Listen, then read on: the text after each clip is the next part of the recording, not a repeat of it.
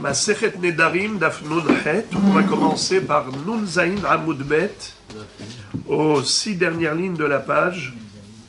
Hadar Ata Lekame de Rabbi Ami Upashit Le Min Hada de Amar Rabbi Yitzhak Amar Rabbi Yohanan Litra Betsalim Shetikna Uzra'a Mit'aseret Lefi Kula Alma Otan Gidulin Mevatelin et Aikar. De quoi s'agit-il? On avait vu une question qu'avait posée un Hacham qui se nommait Ishmael Ishkfar Yama. Ishmael qui habitait le village qui surplombait la mer, ou bien Ishkfar Dima selon une autre version. Quelle était la question qu'il a adressée à Rabbi Ami, à laquelle Rabbi Ami n'avait pas de réponse? Il est ensuite allé voir Rabbi Yitzhak Napaha, qui lui a donné une réponse. Quelle était la question? Il lui a demandé quel est le din si, par exemple, on prenait un batsal shel she'akro bashevi'it ou netao basheminit verabu gidulav al ikaro. Haim gidulav heter ve'ikaro asur. מכיוון דרבו גידוליו מעיקרו אותן גידולי היתר מעלין את האיסור או לא. C'est-à-dire, lorsque quelqu'un a pris un oignon de la 7e année et il a replanté la 8e année, on sait que les fruits de la Shemitah ont une kedusha. Tout ce qui pousse pendant la Shemitah incarne une dimension de sainteté, ce qui a des incidences halachiques. On connaît les lois relatives à la Shemitah, combien il faut préserver la sainteté des fruits et que on a le droit de les manger jusqu'à un certain moment de Sharat HaBirur, mais une fois qu'il n'y a plus de fruits à l'extérieur, on doit évacuer les fruits d'intérieur, on doit être Mevarer, et ainsi de suite. Question, puisque toutes ces lois ne sont applicables qu'aux plantes de la 7e année, et pas aux plantes de la 8e année, quel est le din si quelqu'un a pris un oignon, par exemple, qui a poussé pendant la 7e année, et il a planté pendant la 8e année? C'est-à-dire, nous avons une différence physique que Akadosh Baruch Hu a créée dans la nature entre certaines plantes. Il y a des plantes que Zara'am Kalé, et il y a des plantes que En Zara'am Kalé. Ça veut dire quoi, Zara'am Kalé? Que lorsqu'on prend par exemple des graines de céréales, on les plante. Comment est-ce que nous avons des épis de blé? Comment est-ce que nous avons des gerbes de blé? En fait, le grain qu'on a semé a pourri sous la terre. Il arrive au maximum de putréfaction et c'est là qu'il va commencer à germer à nouveau. Donc, le zera précédent, Kalé, il a disparu. Le mot kalaya, ça veut dire disparaître, éliminer. Donc on a ici une nouveauté. Le grain, par exemple, on aurait pu faire avec ces grains une kaila, une dafina, un plat de blé. On aurait pu manger un plat de blé. Mais au lieu de manger un plat de blé, on a pris tout ça, on l'a semé dans la terre, enterré, mort, et c'est là que nous avons une nouveauté. Donc le grain d'avant n'existe plus. Tandis que les oignons, l'ail, eh bien, En Zara'am Kalé, comment on fait? On les plante, les oignons eux-mêmes, et ça donne maintenant une tige qui va pousser, et on va avoir beaucoup d'oignons.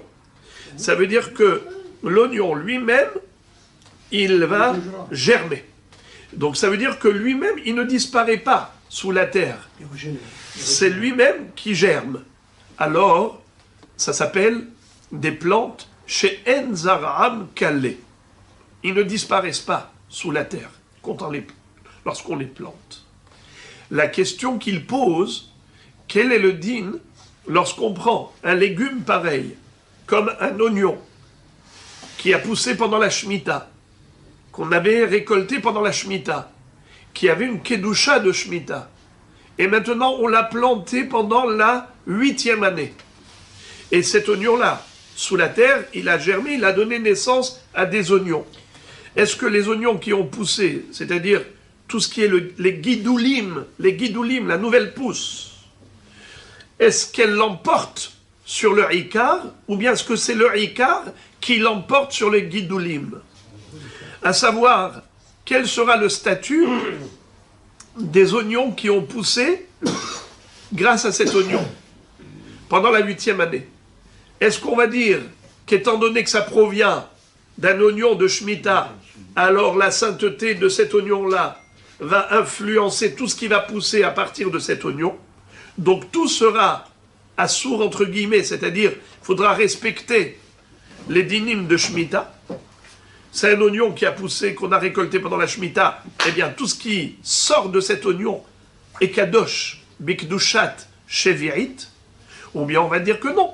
Étant donné que la majorité de ce qui pousse est moutar, c'est la 8e année. La majorité qui a poussé, qui est permise, qui n'est pas de la 7e année, l'emporte sur la minorité du plant qui se trouve à l'intérieur de la terre. Le plant, l'oignon, qui a servi de plant, lui, au contraire, c'est lui qui se convertit. C'est lui qui va perdre son statut de Shemitah, vu qu'on va annuler la minorité dans la majorité. C'est la question qu'il avait posée à Rabbi Ami. Rabbi Ami lui a dit « Je n'ai pas de réponse ». Il a été voir Rabbi Yitzhak Napaha. Rabbi Yitzhak Napaha lui a dit « Voici la réponse ». Rabbi Anaï nous dit que Batzal Shel Teruma, Shenetao, Verabu Gidulav al Ikaro Mutar, c'est-à-dire quelqu'un qui aurait pris un oignon de Teruma. Donc la Teruma n'est mangeable que par un Kohen, interdit au Israël. Mais imaginons que cet oignon de Teruma qui a été planté, ensuite il a poussé. Est-ce qu'un Israël aura le droit de manger cela? C'est-à-dire, bien sûr qu'on va... Une fois que ça a été planté. Mais c'est quoi, Bédarabat ou Khatrina? Oui, Bédarabat. Il a été planté sciemment? Est-ce qu'on a le droit de planter un oignon de la Shemitah sciemment? Non. Non, alors comment... Mais ça a été fait. Ça a alors été c'est fait. ça, donc Bédarabat, comme vous dites. Le sens de la question, c'est qui va fixer le statut de cette plante? Est-ce que c'est le Ikar ou est-ce que c'est les Guidoulim? Alors il lui dit, c'est sûr qu'on va d'après les Guidoulim. D'où j'apprends cela? De Rabbi Anaï, qui a dit que quelqu'un qui a pris un oignon de Teruma, qui était interdit au Israël, l'Israël ne peut pas manger la Teruma, c'est assour, c'est gravement interdit. Et lui, il a planté, il a planté, et maintenant ça nous a fait pousser des oignons. Est-ce que c'est permis ou interdit? À partir du moment où le rov, c'est dans la pousse, eh bien, même le Ikar lui-même devient permis. C'est-à-dire, il n'a plus le statut de Teruma. Il aura le statut de quoi? De Tevel.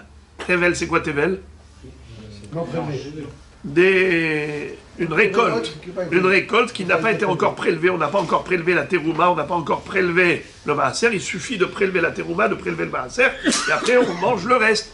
D'accord? Ou bien si on mange ce qu'on appelle Achilat Aray, avant de terminer le travail agricole, on peut manger sur place une petite consommation légère. En tout cas, ça n'a plus le statut de Teruma. Et pourtant, c'était un oignon de Teruma. Tu vois que Rabbi Anaï te permet de manger cette pousse, et même le Ikar, parce que la majorité, c'est la pousse qui n'est pas Teruma. Et ça annule le statut de Teruma qu'il y a dans le Ikar. Donc, entre le Ikar et les Guidoulim, on va d'après quoi? D'après les Guidoulim, et pas d'après le Ikar. C'était la réponse qu'il lui a donnée Rabbi Yitzhak Napaha à Ishmael Kfar Yama sur la base d'un enseignement de Rabbi Anaï. Rabbi Irmia a fait la remarque suivante. Il a adressé une objection à Rabbi Yitzhak Napaha. Il lui dit, mais comment tu lui as permis, sur la base de l'enseignement de Rabbi Anaï? Rabbi Anaï a enseigné à propos de Teruma. Mais Rabbi Anaï, il est en contradiction avec deux autres rabbanim. Rabbi Yohanan et Rabbi Yonatan.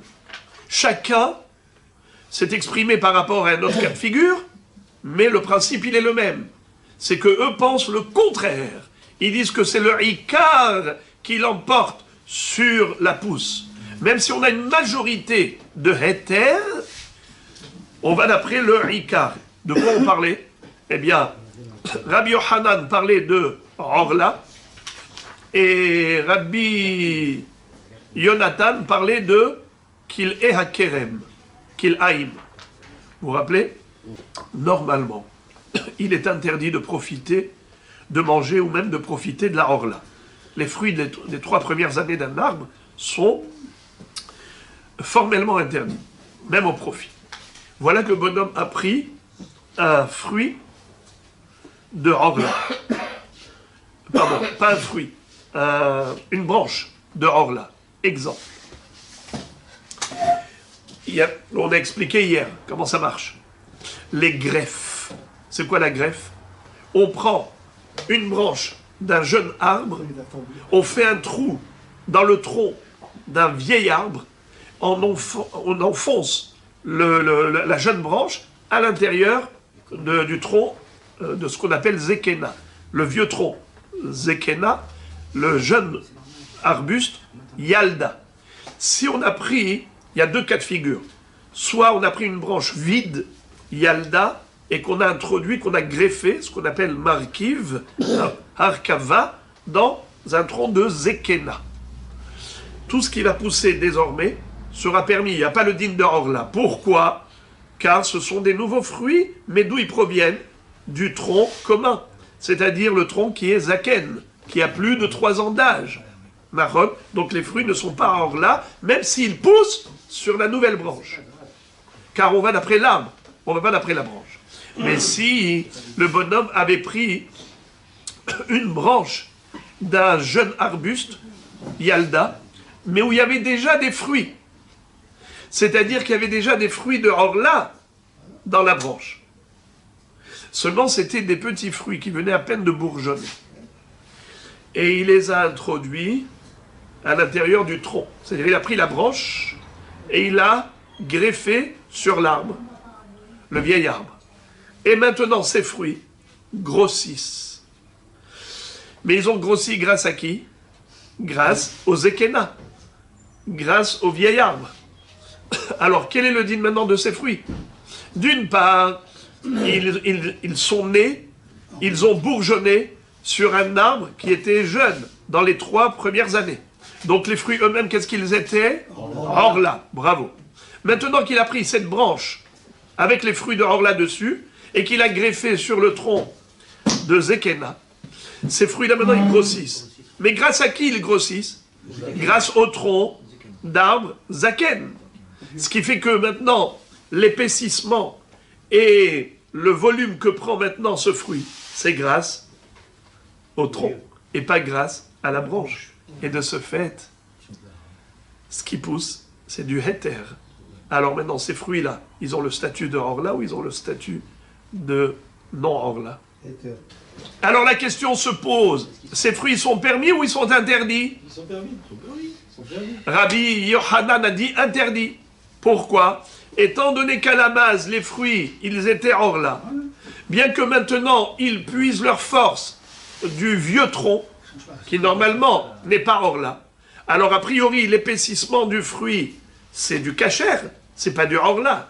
Mais qu'est-ce qu'on dit? Étant donné que la base du fruit, le fruit lui-même à la base, il était Orla, bien que maintenant il ait pris du volume qui n'est pas Orla. Ça a un statut de Orla. Pourquoi? Parce que Guidoulé Orla. Alors, alors pourquoi est-ce que tu lui as permis? Ça c'est Rabbi Hanan qui contredit Rabbi Yanaï. Alors, deuxième Rav, c'était qui? Rabbi Yonatan. Lui, de quoi il parlait? Il parlait de l'oignon qui a été planté dans une vigne, dans un vignoble, à côté de la vigne. Qu'est-ce qu'il est maintenant cet oignon? Assour. Auquel titre? Auquel titre? Hein? Parce qu'il est à côté de la vigne. Qu'il est à Kerem. Il est à côté de la vigne, c'est qu'il haïm. Maintenant, qu'est-ce qu'on a fait? Soit on a retiré la vigne, soit on a retiré l'oignon et on l'a replanté ailleurs. Et maintenant, qu'est-ce qui va se passer? Il va pousser, pousser, pousser, mais pas à côté de la vigne. Tout ce qui pousse maintenant, a priori, c'est du héter. Et on a une majorité, pas seulement une majorité, on a 200 fois plus. Parce que vous le savez, on a appris déjà hier 200 fois.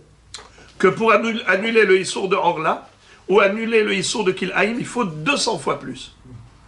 Alors voilà, fait pousser. Ça a poussé 200 fois plus de héter.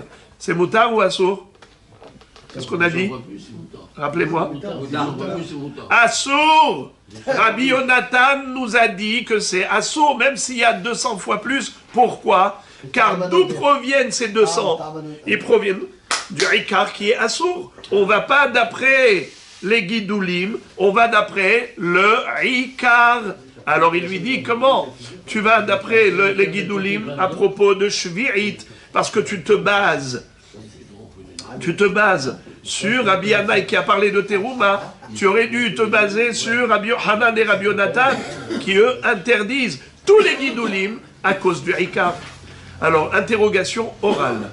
Moi, je vous pose la question juste, les amis. Donnez-moi juste de quoi a parlé, dites-moi de quoi a parlé Ishmael Kfariyama quand il a posé la question à Rabbi Ami, de quoi il parlait, de quoi parlait Rabbi Yannai, de quoi parlait Rabbi Yohanan, et ainsi de quoi parlait Rabbi Yonatan. Rien que les sujets. La question de Ishmael Kfariyama, c'était par rapport au din de Shvi'it. Un oignon de Shvi'it qu'il a planté la 8e année. Qu'est-ce que lui a répondu Rabbi Yitzhak Napara par rapport à l'enseignement de Rabbi Yannai? De quoi parlait Rabbi Yannai? Batzal Shel Terouma. Très bien. Terouma. Ensuite, de quoi parlait Rabbi Yohanan? Batzal Shel Orla. Et de quoi parlait Rabbi Yonatan? Batzal Shel Kilhaïm. Donc vous entendez les 4 notions? On parle ici de 4 notions, mais c'est toujours le même principe. On a Ikar et on a des Guidoulim. Ikar Shevi'it avec les Guidoulim. Ikar Terouma avec les Guidoulim. Ikar Orla et les Guidoulim. Ikar Kilhaïm et les Guidoulim. Donc la question est de savoir toujours, est-ce qu'on va d'après le Ikar ou d'après les Guidoulim? Alors on a 2 contre 1. On a Rabbi Yohanan et Rabbi Yonatan contre Rabbi Yannai. Rabbi Yannai dit qu'on va d'après les Guidoulim. Et Rabbi Yohanan et Rabbi Yonatan vont d'après le Ikar. Puisque les Guidoulim ils sortent du Ikar, le statut des Guidoulim, c'est le statut du Ikar. Très bien. Maintenant, jusqu'ici, c'est juste une Hazara, on n'a fait qu'une révision. La Gemara maintenant nous raconte Hadar atal ekame de Rabbi Ami ou pashitle min hada. C'est-à-dire, Ishmael Kfariyama, qui avait posé la question d'abord à Rabbi Ami, et il en était revenu bredouille, parce que Rabbi Ami lui a dit « je ne connais pas la réponse », voilà que Rabbi Ami s'est souvenu de quelque chose, il a eu un flash dans l'esprit, et il s'est dit « voilà, j'ai une réponse. Pachatle min hada ».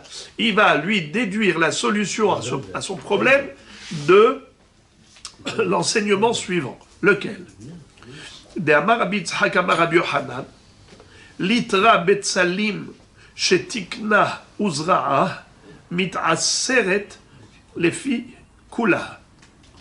C'est-à-dire, Rabbi Yohanan nous enseigne que si quelqu'un met 1 litre de Betsalim, par exemple 1 kilo d'oignon, chez Tikena, c'est quoi Tikena? Il a réparé. Comment on répare, dites-moi? Les oignons friches. Comment on répare des oignons? 200 fois plus, il a... Quelqu'un dit un mot. Quelqu'un dit le mot qui correspondait.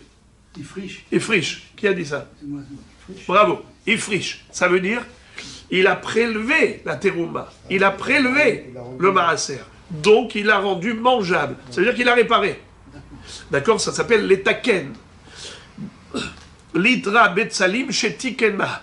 Et après avoir prélevé, donc on a maintenant quoi? On a du holin. N'est-ce pas? C'est de l'oignon holin. Uzra'a. Qu'est-ce qu'il a fait?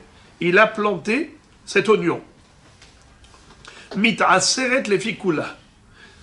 Maintenant, qu'est-ce qu'on fait avec ces oignons? Il faut refaire le maaser. Ah, écoutez bien les amis. Mit'aseret le fikula.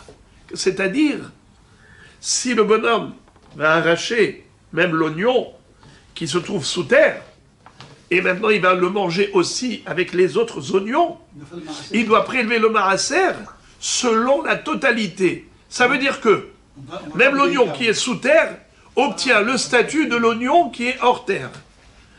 Ça veut dire ce qui a poussé, c'est sûr qu'il faut prélever le maaser, mais pas seulement, mais même la base, qui est l'oignon de base, qui a fait pousser tous les autres oignons. Même lui a perdu son statut initial. Qu'est-ce qu'il était auparavant? Metoukan. Maintenant il redevient Tevel. Puisque tout ce qui a poussé de lui est Tevel, bien même lui il redevient Tevel, alors qu'il était Metoukan. Tevel, qu'est-ce qui peut me rappeler c'est quoi Tevel? Quelque chose qui n'a pas été prélevé. Mais pourquoi ça s'appelle Tevel?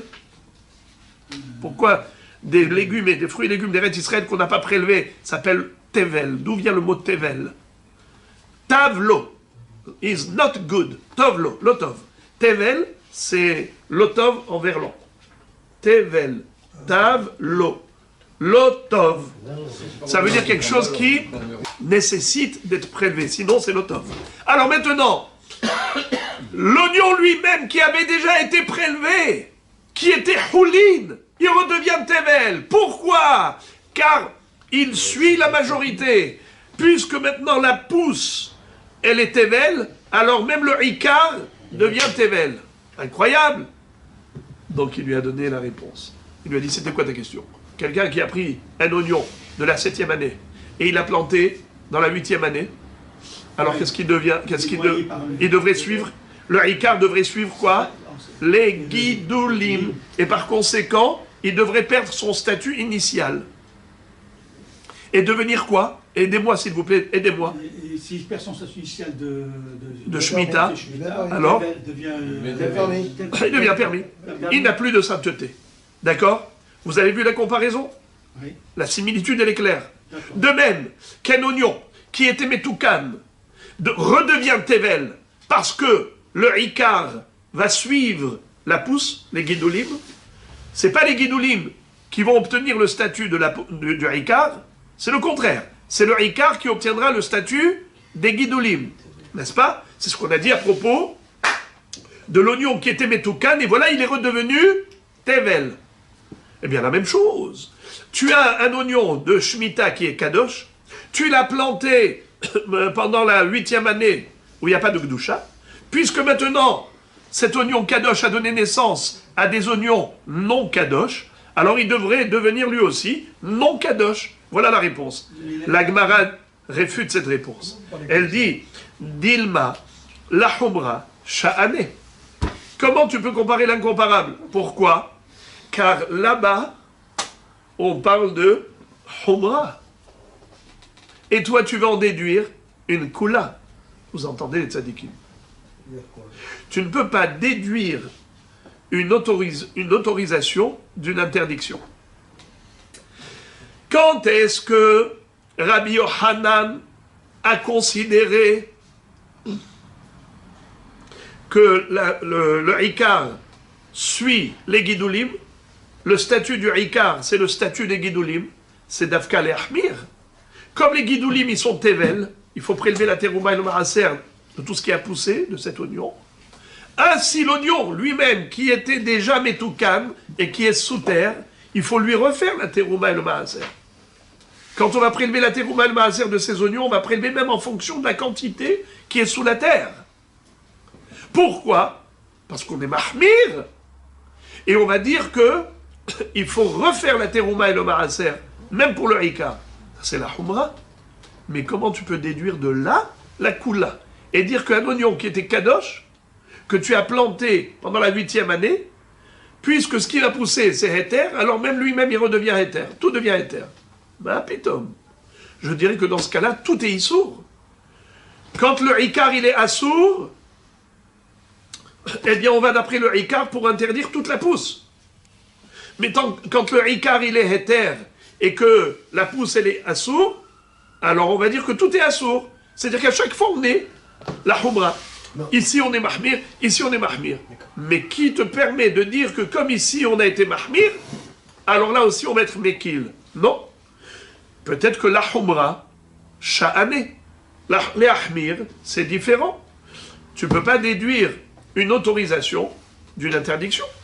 on a été strict, mais de là tu veux déduire qu'on peut être indulgent. Tu ne peux pas déduire qu'on doit être indulgent parce qu'on a vu une halakha où on a été strict. Comme ça, la Gemara réfute. Donc elle dit, ce n'est pas une preuve. Alors d'où on pourrait déduire une solution à cette question. Et là, min hada.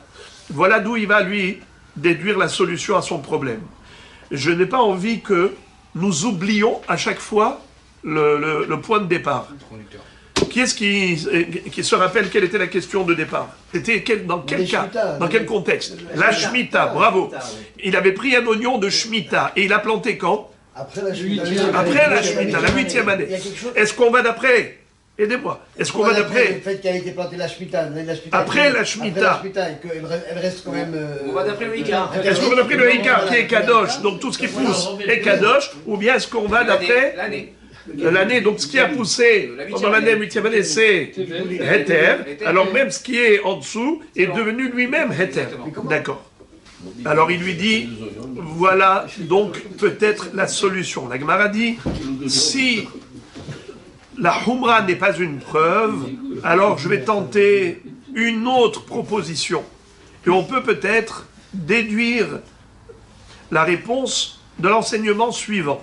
Pour voir est-ce qu'on va d'après le Hikar ou est-ce qu'on va d'après les Gidulim.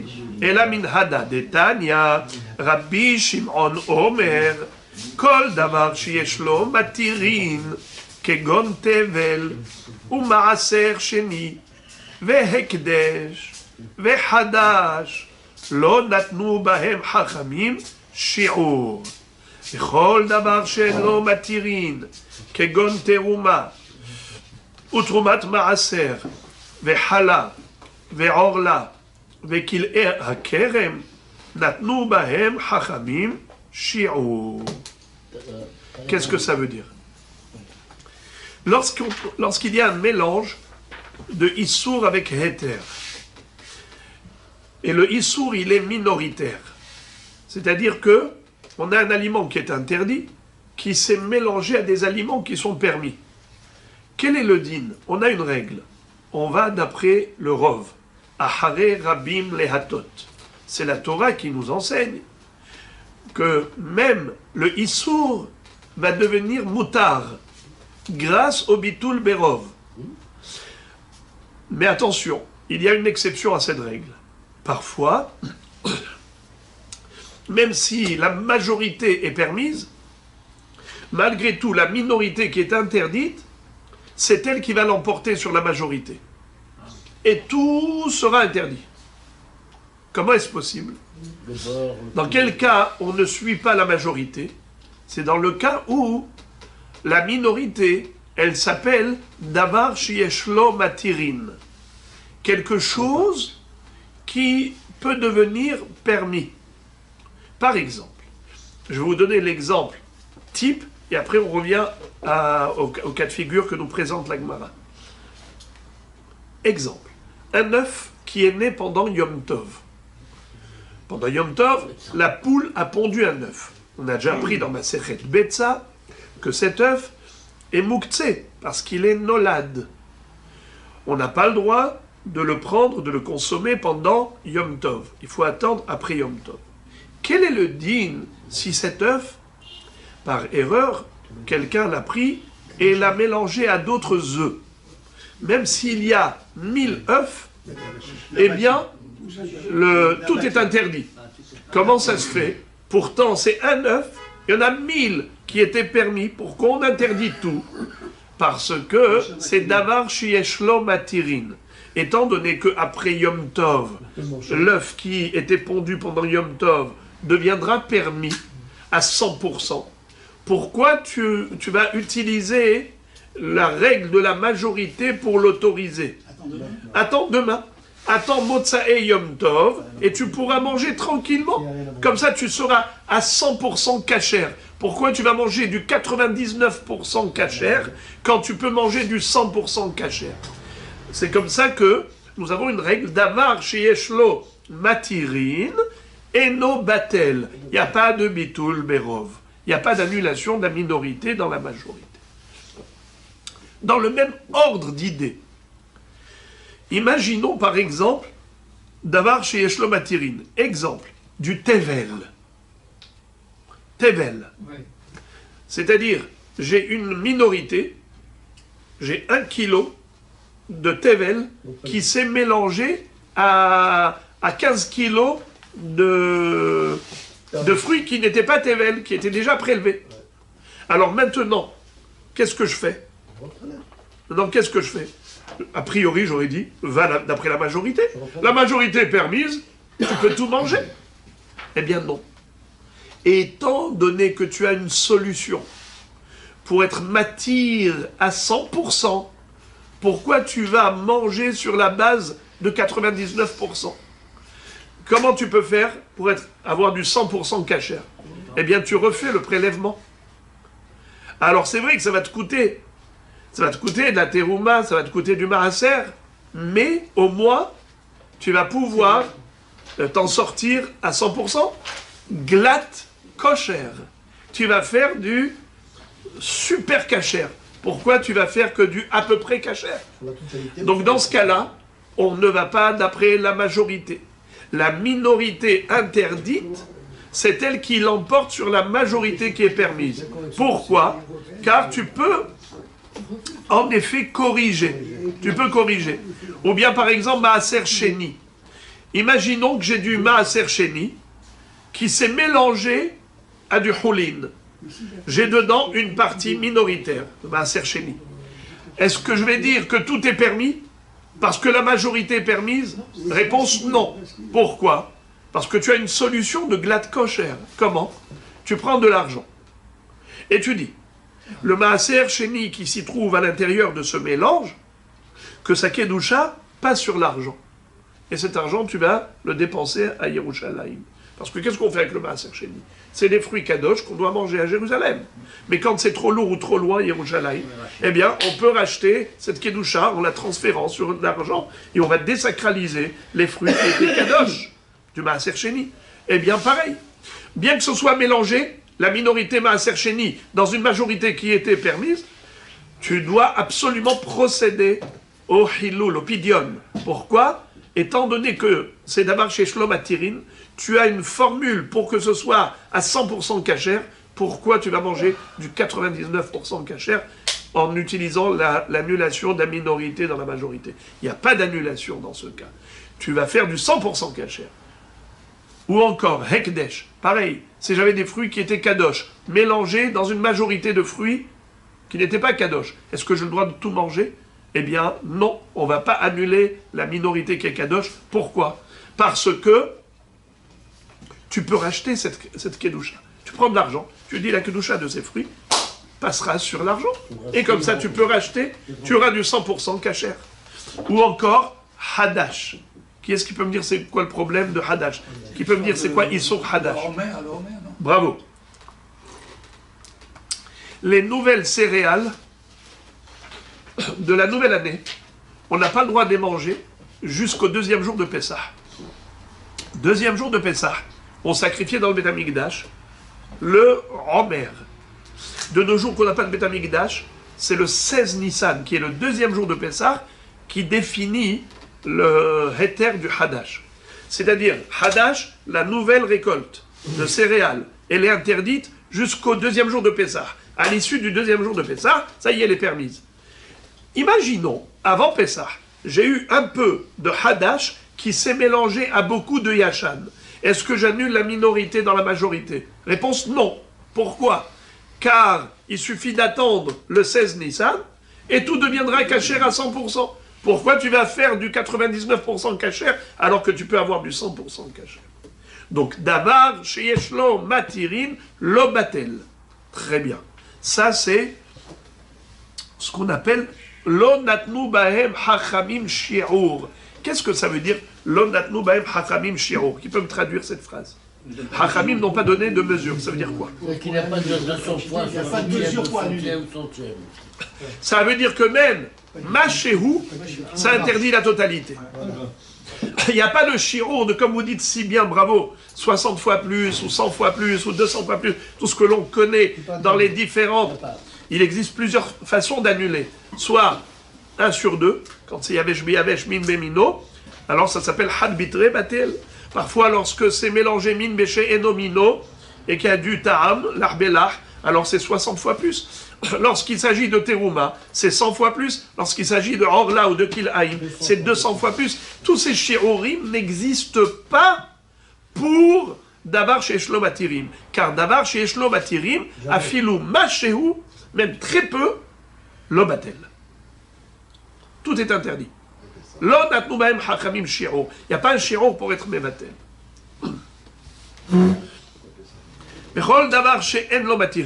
Mais quelque chose qui n'a pas de possibilité de devenir permis à 100%. Kegon terouma. La terouma, une fois qu'elle est terouma, ça y est. Elle est terouma. Ça restera terouma ad vitam aeternam. Tu n'as pas un moyen de faire en sorte qu'elle ne soit pas terouma. Ou troumat maaser. C'est-à-dire, c'est quoi troumat maaser déjà? Bravo. Le Lévi, quand il reçoit son maaser rishon, de là même, il doit prélever encore un maaser et le donner au Kohen. Ça s'appelle Troumat Maaser. Maaser mina Maaser.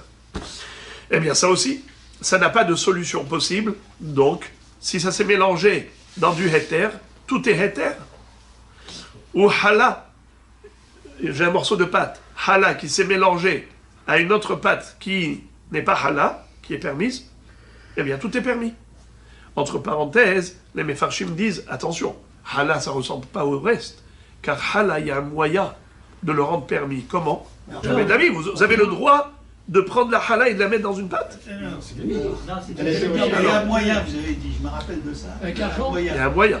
Il y a un moyen. Avec l'argent, fait cuire dans Attendez, il faut que je me rappelle, parce que vous avez parlé de ça, je me rappelle très bien qu'il y a un moyen. Alors on fait ce qu'on appelle hatarat nedarim. On va voir un hacham et on lui dit, ou 3 personnes, lui dire voilà, j'ai regretté d'avoir prélevé ce morceau comme challah. Annulez mon éder de halal. Et maintenant, quand ils annulent rétroactivement, ce n'est plus de la halal. Qu'est-ce que ça redevient? Tevel. Alors tout est tevel, ça veut dire qu'il suffit juste de refaire et de prélever. On n'est pas obligé de reprendre ce morceau. On peut reprendre n'importe quel morceau de la pâte. Alors les Mefarshim disent, eh bien ça s'appelle davar chez Shlomatirin. Pourquoi tu l'as mis dans la liste de davar chez Shlomatirin? Ils répondent, étant donné qu'il n'y a pas d'obligation de faire Atarat Nedarim pour faire machine arrière au niveau de la Hala, c'est considéré comme davar chez Shlomatirin. On considère davar chez Shlomatirin des choses qui de toutes les façons auront lieu. Comme ce qu'on avait vu précédemment dans la liste précédente. C'est des choses qui sont une mitzvah, il faut le faire. Mais là, personne ne t'oblige de faire Atarat Nedarim. Bon. Ve'orla, Ve'kila Kerem, les 2 derniers de la liste, des aliments qui n'ont aucun moyen de les rendre permis, comme Orla, les fruits de la 3e année. Impossible de les rendre permis. Kilé Akerem, quelque chose qui a poussé en tant que Kilhaïm, que croisement, Assour, ad vitam aeternam, étant donné que c'est des Issour chez En Lahem Matirin, alors, Batel. Qu'est-ce qu'on appelle Batel? Bitul Berov. La minorité s'annule dans la majorité. Si j'ai une minorité de ces Issourim qui s'est mélangée à une majorité de permis, tout est permis. Très bien. Maintenant, les Hachamim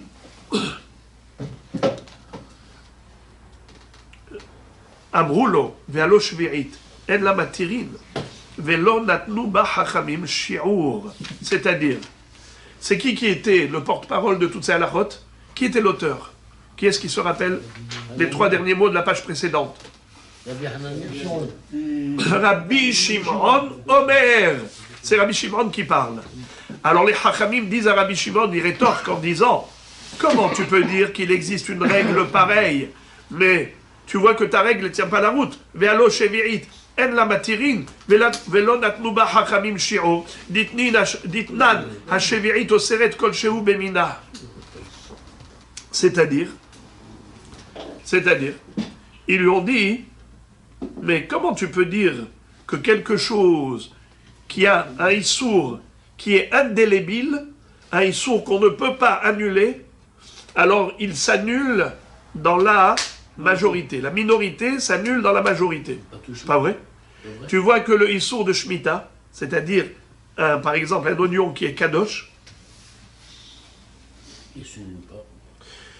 qui s'est mélangé à d'autres, eh bien, c'est Oser Afilou Bekol Shehu. Tout est kadosh. Tout est kadosh. Vous entendez?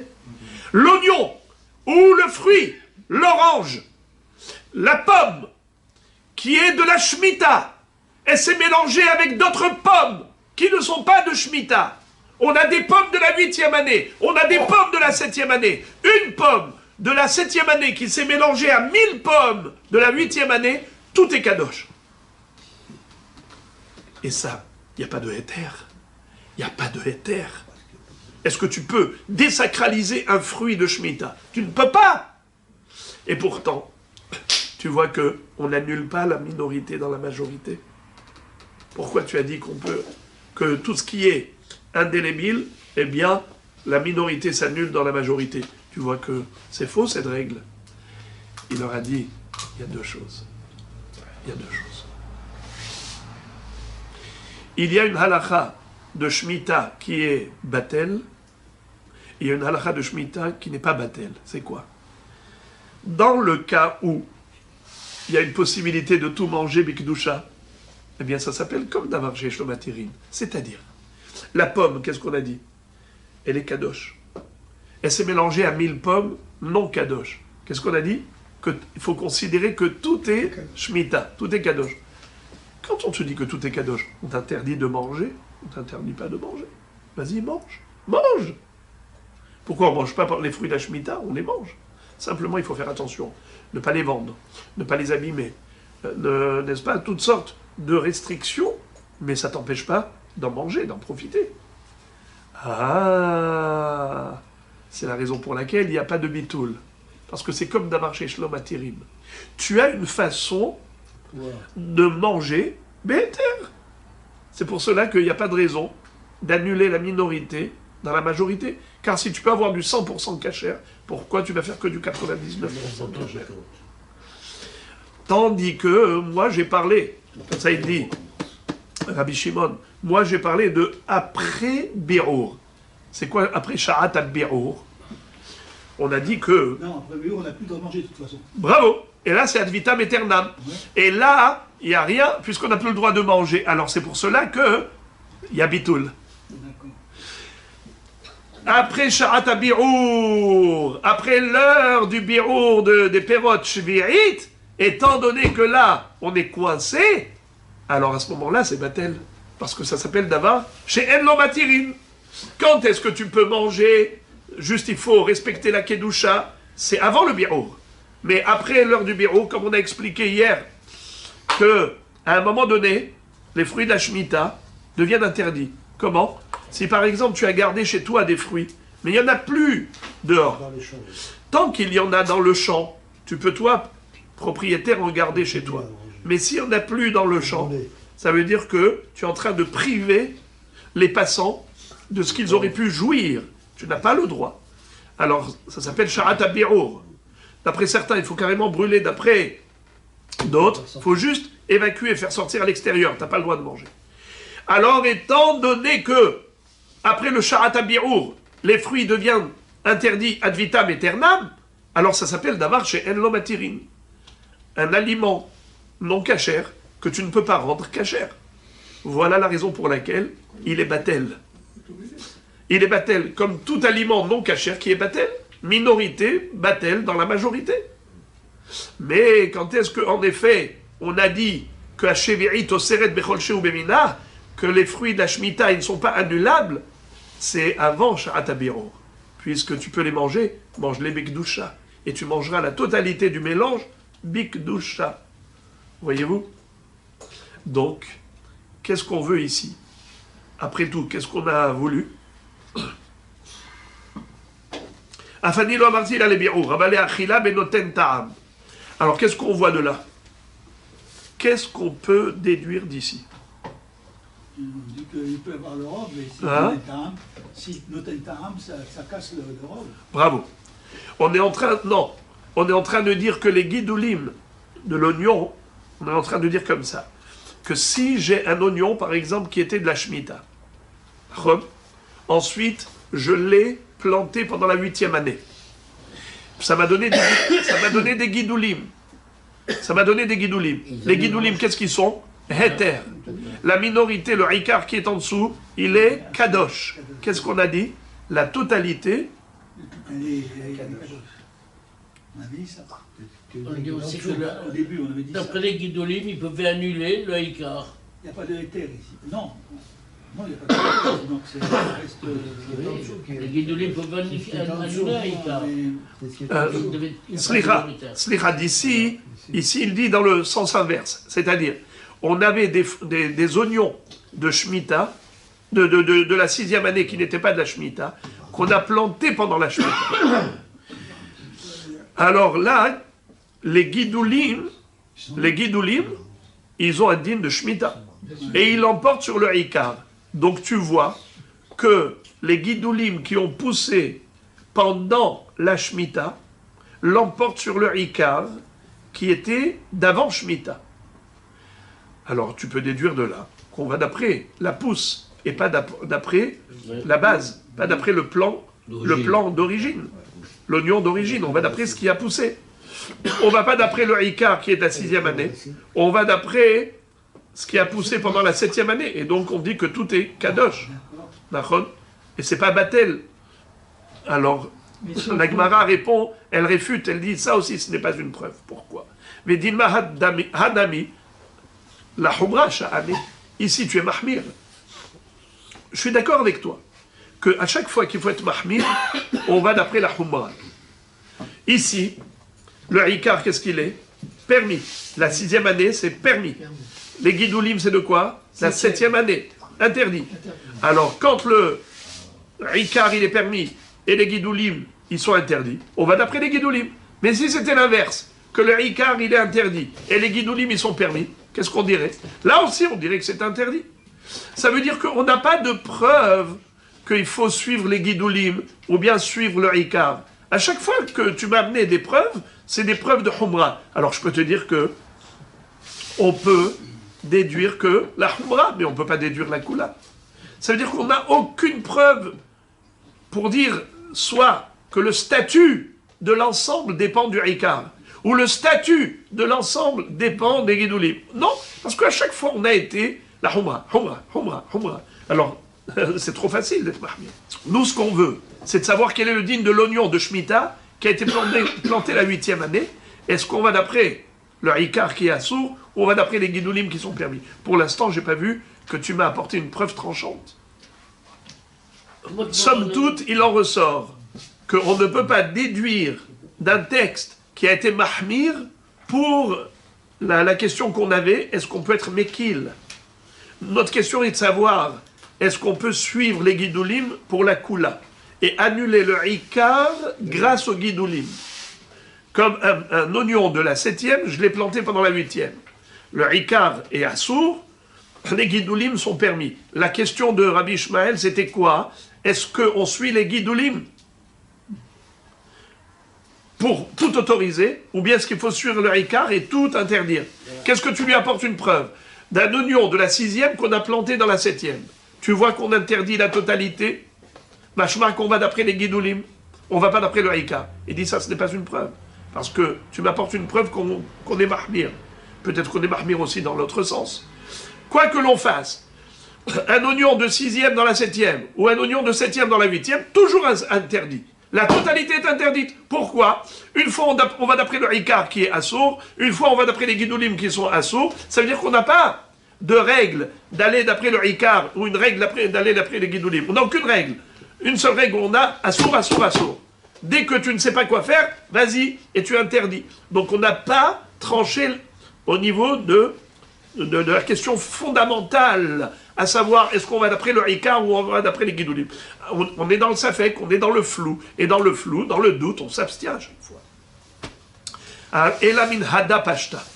La Gemara dit, voilà, peut-être que je peux te déduire une solution à ta question de la Mishnah suivante. Elle figure dans ma Sechet Shevi'it. Betsalim shiardu alehem geshamim vetsamhu. Im hayu alim shelahem shehorim asurim. Rabbi Hanania ben Antigenos Omer, im yecholim litalesh ba'alim shelahem asurim. Ou kenegdan le motzae shevi'it ou motarim. Qu'est-ce que ça veut dire? Les mimra, des guidoules heter, ma'alim et haïso. Le cas de figure il y a une discussion entre les poskim, plutôt entre les mefarshim, à savoir de quel cas on parle exactement. Je vais choisir par aisance l'une des interprétations des mefarshim qui me paraît le plus digeste. Regardez. Betsalim, she'ardu alehem geshamim vetsamhu. Imaginons, moi j'avais laissé des oignons à l'extérieur dans ma cour, dans mon jardin. D'accord? Ils étaient posés. Après les avoir récoltés, c'était quand que je les ai récoltés? La 6e année. Et donc j'avais des oignons de la 6e année. Et je les ai mis dans mon jardin, posés comme ça par terre. La Shemitah est arrivée. Et qu'est-ce qui s'est passé? Ils ont germé. C'est-à-dire que ça a pris racine dans le sol. Ça a germé. Et à cause de quoi? Grâce à quoi? À cause de la pluie. La pluie qui est tombée pendant la 7e année, elle a fait en sorte que mes oignons, qui étaient posés dans mon jardin, se sont comme enracinés. D'accord? Ils ont germé, ils ont pris racine. Mais qu'est-ce qui se passe quand ça a pris racine avec la pluie? Eh bien, mes oignons ont continué à prendre du volume. Et ça a poussé, poussé, poussé. J'avais des petites échalotes et maintenant j'ai des gros oignons. D'accord? Ah, vous voyez maintenant des feuilles et tout. Ça a pris de l'ampleur. Ça a continué de pousser. Bon, Révéra Botaille, est-ce que ces oignons sont de la 6e année ou bien sont des oignons de la 7e année? 6e. On a les deux. À l'origine, c'était 6e et on a de la pousse de la 7e. Nahon. Alors, qu'est-ce qui est écrit? Betsalim, Shiardu Alem Geshamim. Des Betsalim de la 6e année qui étaient posés par terre dans le jardin et qui ont reçu la pluie pendant la 7e année. Betsamhu. Et voilà que maintenant, les oignons donnent des pousses. Il y a des feuilles qui poussent. Imayu alim shelaim shehorim asurim. Si les feuilles qui poussent sont shehorim, ça veut dire quoi shehorim? Noir. Ça ne veut pas dire ici noir vraiment. Ça veut dire foncé. C'est du vert foncé. Asurim. Pourquoi? Parce que si les vers sont foncés, ça veut dire, les feuilles sont foncées, vert foncé, ça veut dire que la yenika, minakarka, elle est forte. Le puisement de la terre, comment une plante elle pousse? Elle puise ses forces de la terre. Tout provient de la terre. La force de la terre donne la force de pousse. Un légume, un fruit qui puise ses forces de la terre, eh bien il pousse. Ça s'appelle en hébreu yenika. Yenika minakarka. Yonek, comme un petit qui boit le lait de sa mère. Il est yonek. Eh bien, ici, si tu vois que c'est du vert foncé au niveau des feuilles, ça veut dire que ça puise beaucoup de force de la terre. Mais si les feuilles, elles sont horiku, c'est-à-dire elles sont jaunes, pâles, mutarim. Ça veut dire qu'en fait, ça ne puise pas de la terre beaucoup de force. C'est posé à terre, ça a un peu germé, ça a comme un peu pris racine, mais pas suffisamment d'attache à la terre pour dire que ce qui a poussé, c'est grâce à la terre. Je dirais que ce qui a poussé, c'est grâce à la pluie qui est tombée sur l'oignon. Et donc l'oignon, il a continué de pousser, mais c'est pas grâce à la terre. Qu'est-ce que ça change? Si c'est grâce à la terre pendant la Shemitah, elle donne des fruits qui sont kadosh. Mais si c'est pas grâce à la terre, ça veut dire que c'est les oignons qui ont poussé de par eux-mêmes, avec la pluie, mais en fait ils appartiennent à la 6e année, donc ils n'ont pas de Gdusha. Ce qui a poussé n'est pas kadosh. Rabbi Hanina ben Antigenos Omer, im yecholim litalesh ba'alim shelahem asurim. Qu'est-ce que ça veut dire? Rabbi Hanina ben Antigenos, il donne un autre baromètre pour savoir est-ce que ça puise de la terre sa force ou bien non, que de la pluie. Il dit, ça dépend. Si quand tu tires l'oignon, quand tu tires les feuilles, excusez-moi, tu tires les feuilles, l'oignon, il vient avec facilement, ou bien et les feuilles, elles s'arrachent, et l'oignon, il reste attaché à la terre. Im yecholim italesh ba'alim shelahem, ça veut dire que les alim, elles sont fortes. C'est pas juste des petits germes qui s'arrachent facilement. C'est vraiment tellement fort que tu tires, et bien l'oignon il va avec. Dans ce cas-là, ça veut dire que c'est vraiment de la terre que ces feuilles ont puisé leur force. Mais si quand tu tires ces germes-là, tu tires ces feuilles, ça se déchire et l'oignon il reste à terre, ça veut dire que c'est faible comme puisement de la terre. Le puisage des forces de la terre n'est pas fort. Si vous tirez les feuilles et que l'oignon arrive avec, c'est que ça ne vient pas de la terre. Si, au contraire, si les feuilles elles sont tellement solides, à tel point que quand vous tirez, l'oignon il vient avec, ça veut dire que les feuilles, elles proviennent de la terre. Non, ça veut dire qu'elles ont une force de pouvoir tirer l'oignon avec. Comment des feuilles qui viennent de germer ont la force de pouvoir entraîner l'oignon avec? C'est qu'elles sont fortes, ces feuilles. Pour qu'elles soient fortes, il faut qu'elles aient puisé leur force de la terre. Mais si, quand vous tirez les germes, les pousses, eh bien, l'oignon ne vient pas avec, ça veut dire que c'est juste des germes qui viennent pas de la terre, qui viennent par la pluie, qui a fait germer l'oignon. Mais c'est pas de la terre. Ou kenegdan, les motsae shevi'it mutarim. Alors c'est ça la phrase la plus intéressante, qui nous concerne, c'est la dernière phrase. Ou kenegdan, les motsae shevi'it mutarim. Si on a fait le contraire, c'est-à-dire qu'on a pris un oignon de Shemitah et il était posé dans le jardin. Et après la Shemitah, il y a eu de la pluie. Cette pluie-là, elle a fait germer l'oignon. Et comme on a dit précédemment, ça dépend, d'après l'un, si les feuilles sont foncées ou sont claires, ou l'autre va dire si ça vient avec, quand tu tires, est-ce que l'oignon il vient avec ou pas? Eh bien tout cela, ça va être réciproque, ça va être symétrique. C'est-à-dire, ce qu'on avait dit avant, pour autoriser, là ça va être permis, ça va être interdit, et ce qu'on avait dit avant pour interdire, là ça va être permis. Ça veut dire, est-ce que ce qui a poussé pendant la 8e année annule ce qui a poussé pendant la 7e année, ou pas? Donc tu vois que les guidoulim, on va d'après les guidoulim, et pas seulement la humra, même la kula, parce qu'ici, on a appliqué la réciproque.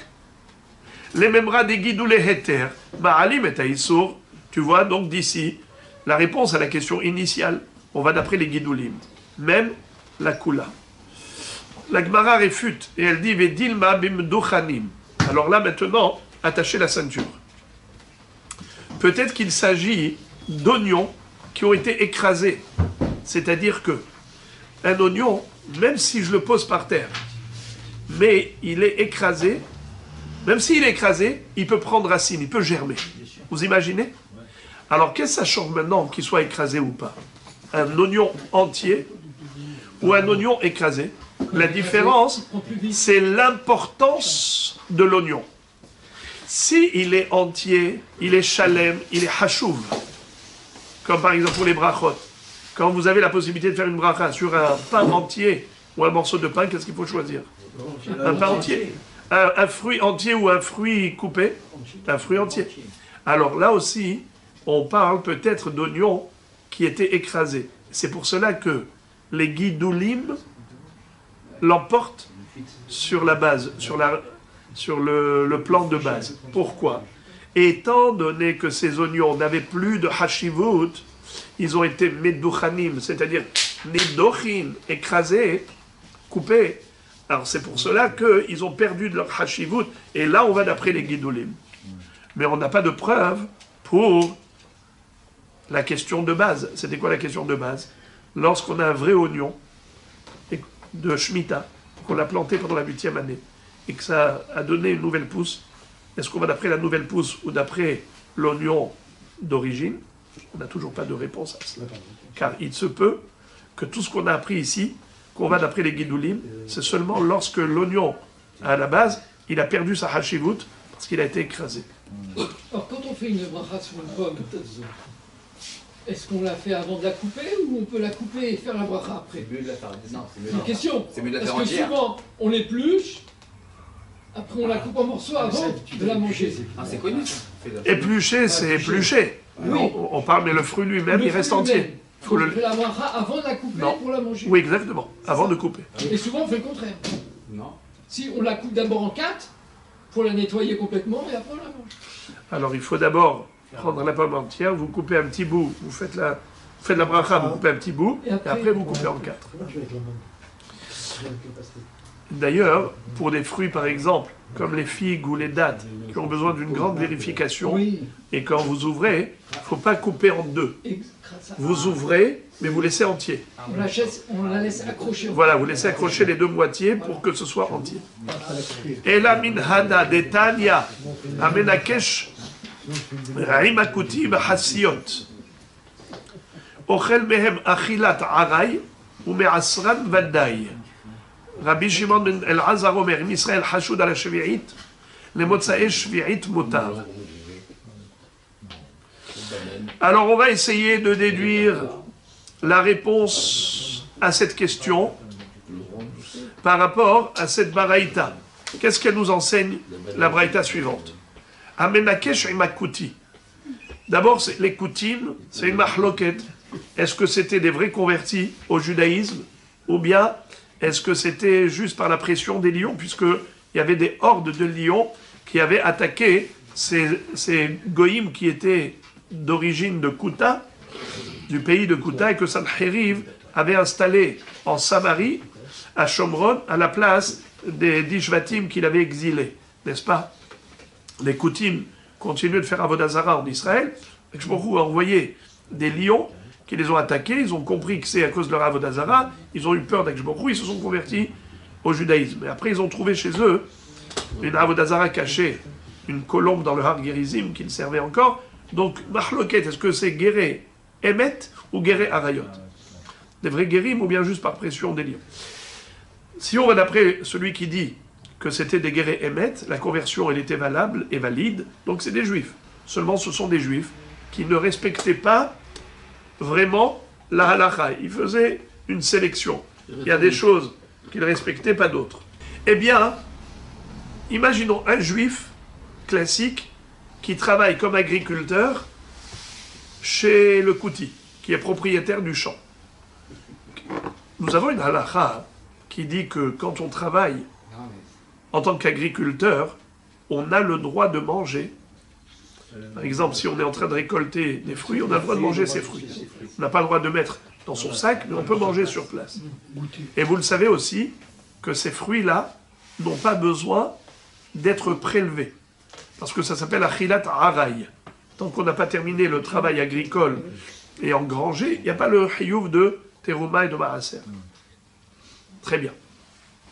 Maintenant, imaginons si il y avait quelqu'un qui avait pris un kouti, qui avait pris des fruits lui-même, et il les a... Un kouti, il avait pris des fruits qui étaient déjà engrangés, ça veut dire qu'on avait déjà terminé tout le travail Il agricole, fallait faire le prélèvement. ouais, et ensuite, il les a remis, il les a plantés. Sans avoir Mais c'est un fruit que Enzaro calé, comme l'oignon. On parle de hassiyot. On verra que hassiyot, c'est comme l'oignon, comme l'ail, comme le lof, qui sont des fruits, des légumes qui ne disparaissent pas sous la terre. On les plante, mais ils restent entiers, et rien que ça donne de nouvelles pousses. D'accord? Alors, si vous voulez, je vais les appeler des oignons, comme ça sera facile de comprendre dans notre imagination, et après, on va les appeler hassiyot. Mais c'est exactement la même chose. Sauf que c'est une autre nature de légumes. C'est un autre légume. C'est pas un oignon, mais ça a la même nature. C'est-à-dire que le plant ne disparaît pas sous la terre. Imaginons qu'on avait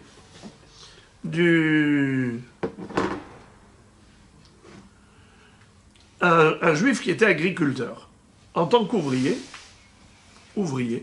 chez un kouti. Il a le droit de manger. À Menakesh, qu'est-ce qu'il faisait? Il faisait du nikouche. C'est quoi nikouche? Nikouche, c'est élagage. Il y a deux façons d'élaguer. Soit tu retires tout ce qui est mauvaise herbe, soit parfois tu fais juste ce qu'on appelle de l'aération. Pour pas que les légumes s'étouffent, alors tu enlèves quelques-uns, tu enlèves quelques feuilles pour qu'ils respirent, et cet élagage permet ensuite une meilleure pousse. Alors, imaginons par exemple qu'il était Menakesh et Makuti Mahasiot. Ochel Mehem Achilat Aray. On dit aux Juifs, tu es en train de travailler chez le Kouti, et tu es en train d'être Menakesh, tu coupes des feuilles de Hasiot, tu peux les manger. Tu as le droit. Pourquoi? Puisque c'est Achilat Aray. Premièrement, tu es un employé, tu as le droit de manger au moment de la cueillette. Deuxièmement, pas besoin de Trouma et de Maaser, vu que on n'a pas terminé le travail agricole, alors tout va bien.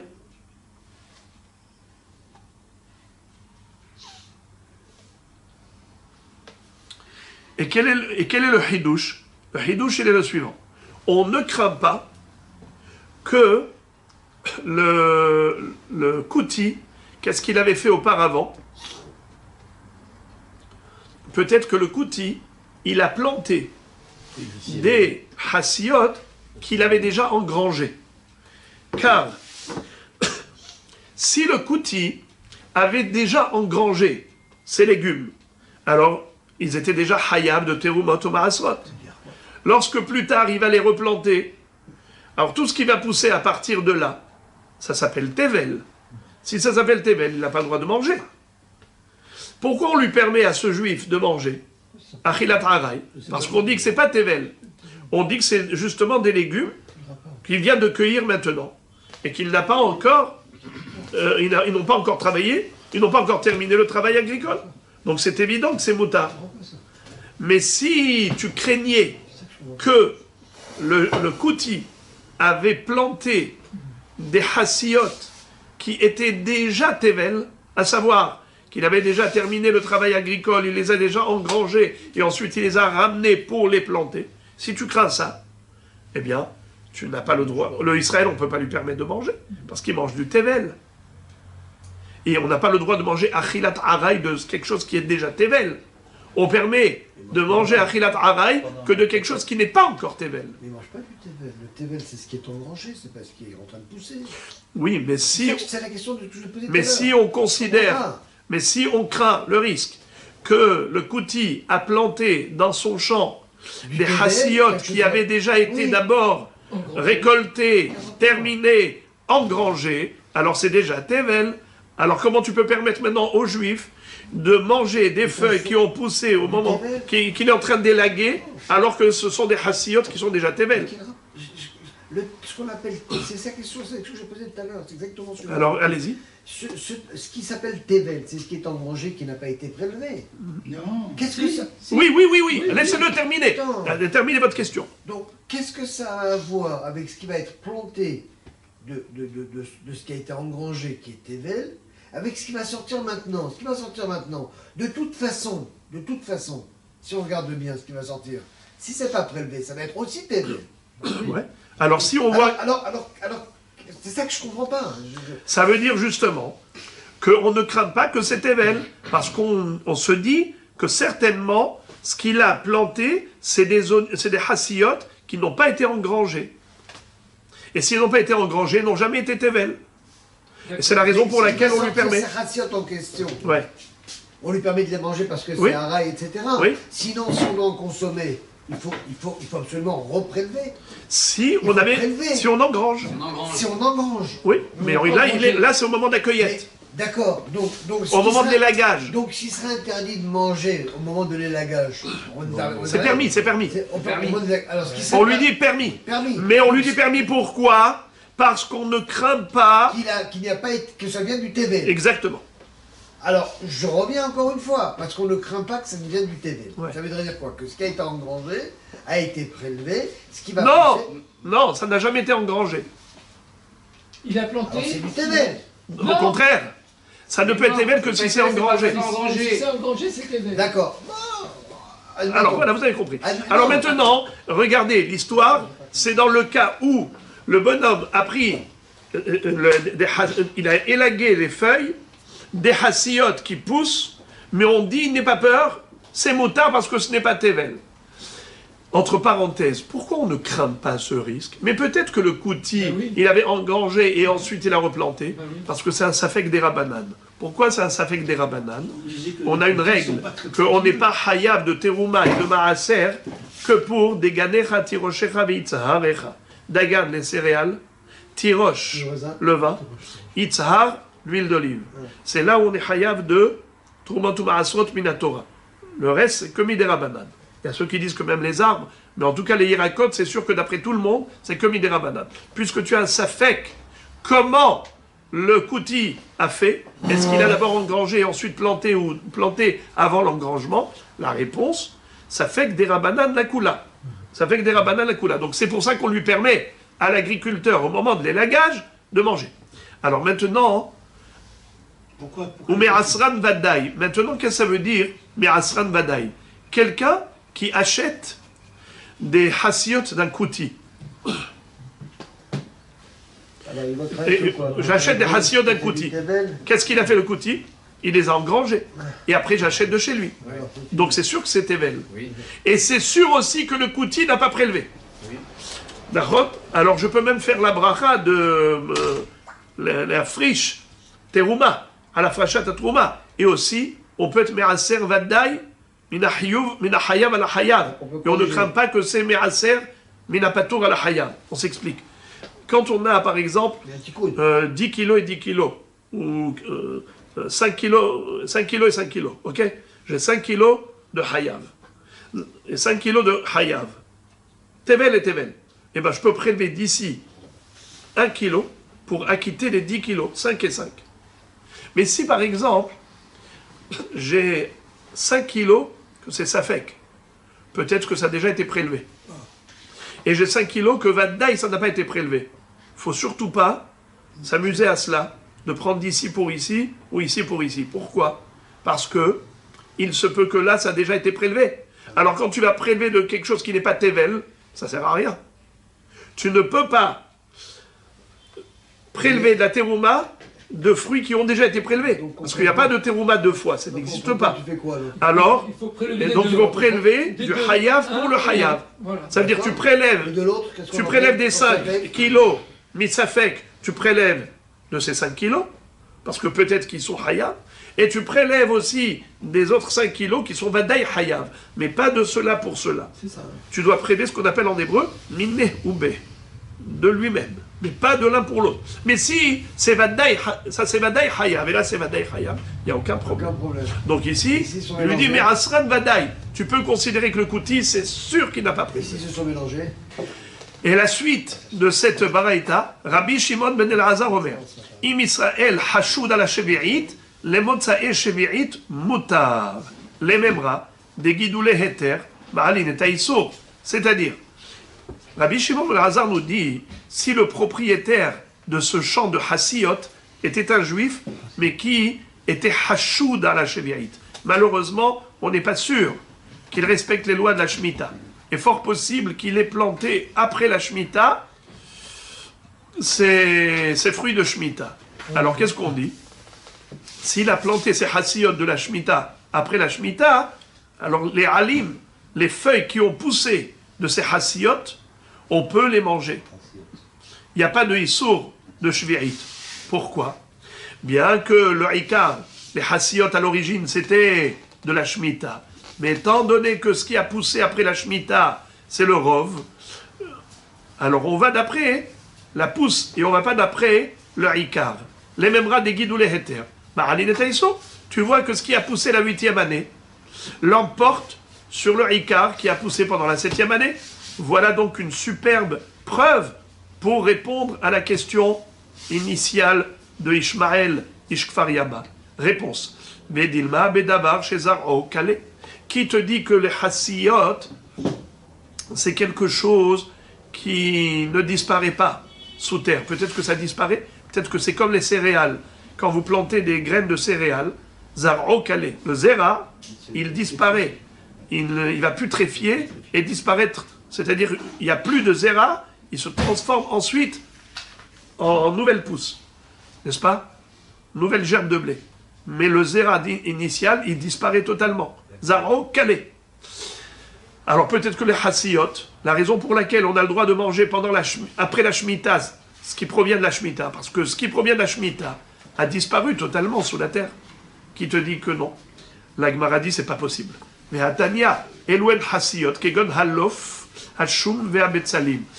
La Braïta nous décrit que le hassiyot, ça fait partie de la famille des non-calés, qui ne vont jamais disparaître, comme l'oignon, comme l'ail et comme le lof. C'est quoi l'off?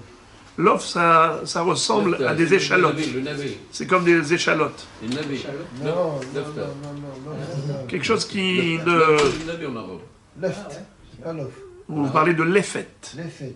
En arabe, L'effet, c'est L'effet. en hébreu, l'effet, Là, c'est l'off. Et une lefta, c'est... Un navet. Alors, en tout cas, c'est sûr que ça fait partie de la famille la catégorie des plantes qui ne disparaissent pas sous terre. Alors, donc, c'est une très belle preuve. La Gemara dit non, c'est pas une belle preuve. Dilma Memedouchanin, peut-être qu'on parle d'un hassiyot, des hassiyot qui ont été écrasés, donc ils ont perdu de leur importance. C'est pour cela que les guidoulim sont plus importants que le Ikar, parce que le Ikar, il a perdu sa hashivut, il a été écrasé. La Gemara réfute. Elle dit non, ce n'est pas une preuve. Pourquoi? Hashud ala shevi'it katane. Ça veut dire que pourquoi est-ce que la personne elle va écraser le hassiyot et ensuite les planter? C'est pour faire disparaître le din de Shemitah. Mais on parle de quelqu'un qui est hashud ala shevi'it. Tu m'as dit que c'est à Israël qui ne tient pas compte du issour de Shemitah. Alors s'il ne tient pas compte du issour de Shemitah, pourquoi tu veux qu'il les écrase? C'est sûr qu'on ne parle pas d'écraser. Écraser, c'est une astuce pour retirer le issour de Shemitah. Pourquoi? Pourquoi le fait d'écraser sans l'impulsion de son... Comme on a expliqué précédemment, qu'un aliment qui n'est pas entier n'a plus d'importance. J'ai donné l'exemple.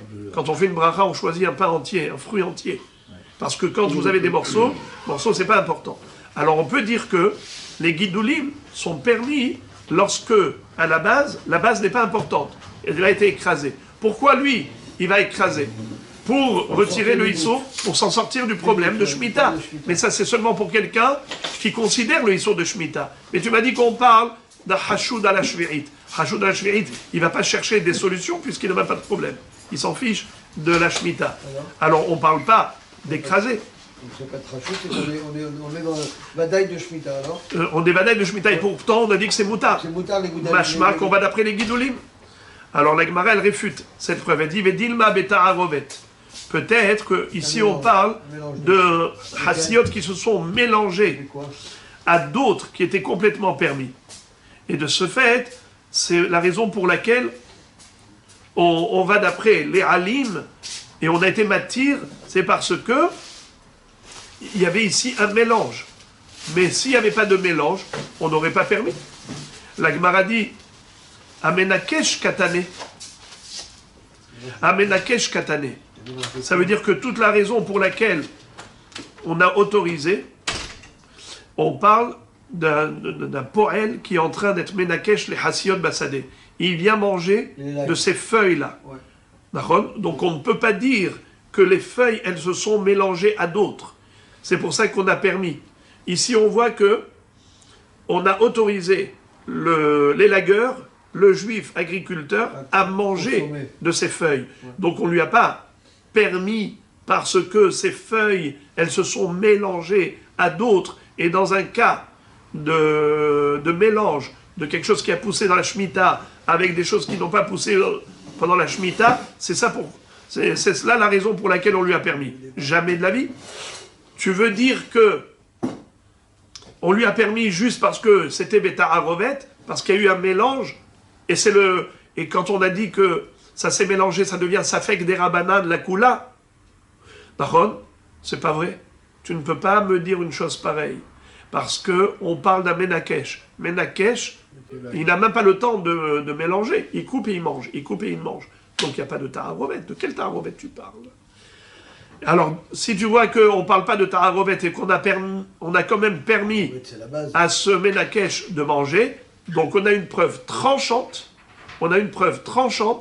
que ce qui a poussé pendant la 8e année a rendu permis ce qui avait poussé pendant la 7e année. Mais le Taharovet dont on parle, c'est la base, c'est parce qu'il est lag. Non. La Taharovet, c'est les feuilles. Les feuilles. Mais alors, dans un même champ, il y aurait du Taharovet de machin. Oui. Il aurait coupé les feuilles de... Exactement. Bravo. Ça veut dire parce que il y aurait des hassiyot. Des permis et des non permis. Exactement. C'est ça le Taharovet. Donc au moment où il est là, il y a Exactement. du permis. Exactement.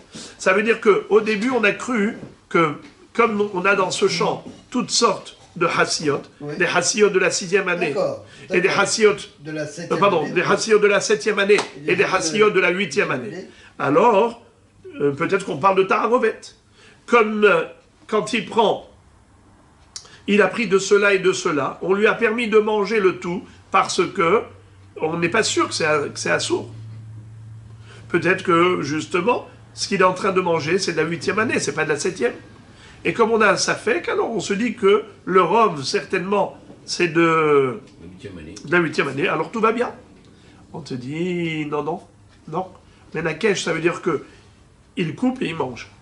Donc il n'y a pas de Taharovet. Ne me dis pas que l'autorisation, elle est parce que il y a eu des mélanges des feuilles de celle-là avec celle-là. Et donc comme il y a un mélange de Héter et de Issour, c'est pour ça qu'on lui a permis. Non. Il n'y a aucun mélange. On lui a permis de couper, de manger. Donc c'est sûr que quand tu coupes et que tu manges, alors tu en as qui sont exactement. Et malgré tout, tu as permis. Donc on n'a pas d'autre choix que de dire que l'autorisation, elle est basée sur les guidoulim. Étant donné que le guidoul, il est permis, le guidoul, il emporte sur l'origine.